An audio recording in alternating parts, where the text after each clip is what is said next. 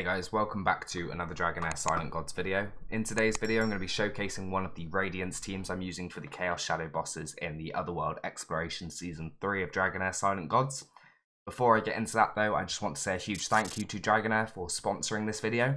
So if you are interested in giving the game a go and you're liking what you see, please do click a link in the description or the pinned comment and get involved today. So for those of you who have been in Season 3, you'll know that the Otherworld Exploration is the final month of every season where you can do multiple different things, including fighting the previous Continental Challenge bosses every single day as daily bosses called Chaos Shadows. So over the next few days and the last few days, I've been showcasing the teams I've been using to hit the 22 million damage threshold to get the maximum rewards. Anything over 22 million damage is wasted, you don't need more than that. However, I am running all of these teams to their max potential just to show you that what they can do, and it also enables you to realize that you don't need these champions or these heroes that I'm using. You can drop down to some weaker versions and still be able to hit that damage requirement. So the team I'm using in this one, first of all, I'm just going to run through the boss as we're fighting the lightning boss. Previously I've shown the necrosis boss in the last two.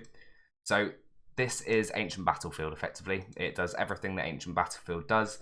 So on its ultimate skill, it will steal your buffs. It's going to stun the furthest back target. If you can either redirect that, well, reflect that stun, or immune the stun, or have the stun dispelled, then you're going to put a damage buff on the boss, reducing the damage it does by 20% and increasing the damage it takes by 20%. So it's really important to have somebody in these teams that can deal with this.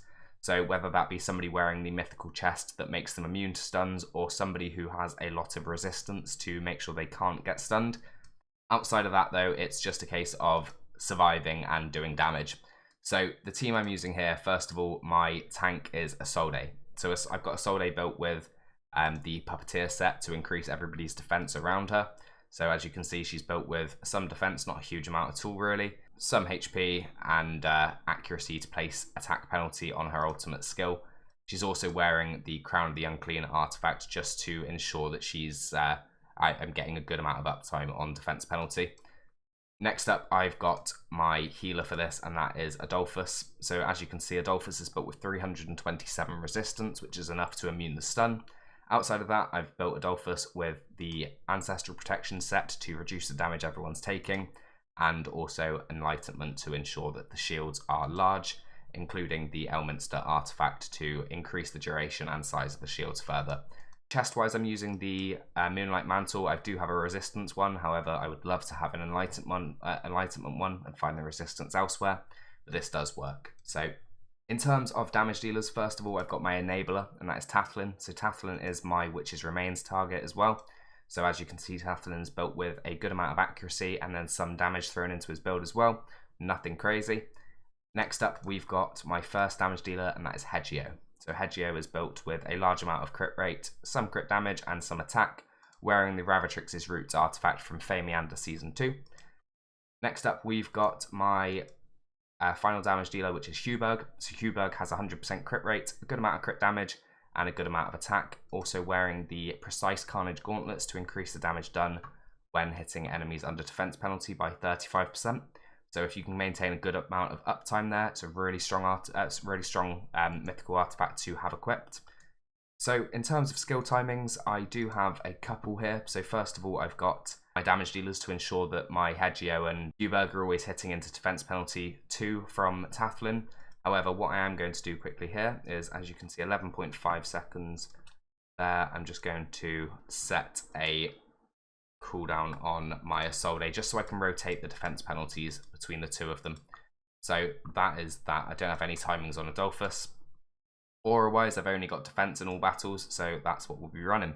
So I'm going to start this run up, and as I said, it's going to do over 22 million damage, which is the requirement, but it's not necessary to go over. It's just an added, well, it's not even an added bonus, it's just a bit of leeway really to allow you to bring in some weaker heroes instead.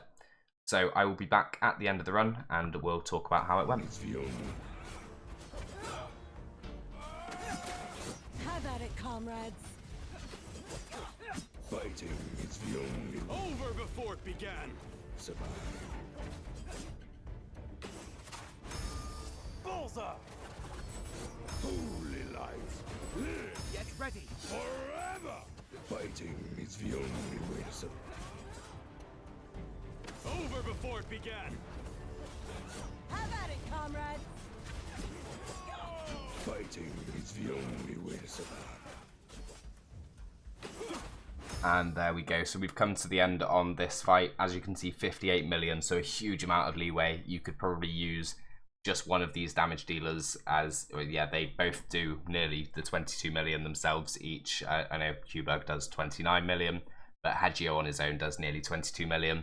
So you could really drop down the amount of damage required in these teams and allow it to split over more teams. Like I said, obviously I've built this in purpose of being able to overcommit to show that it is possible with less, rather than focusing on specific small amounts of heroes in each team. It kind of just enables more options for you guys to pick and choose from. So that is all for this team. I do just want to say once again a huge thank you to Dragonheir Silent Gods for sponsoring this video. If you are interested in getting involved and trying the game out, please do click the link in the description or the pinned comment. But other than that, just a massive thank you to everybody for watching this video, and obviously best of luck with your Chaos Shadows, and I'll see you in the next video.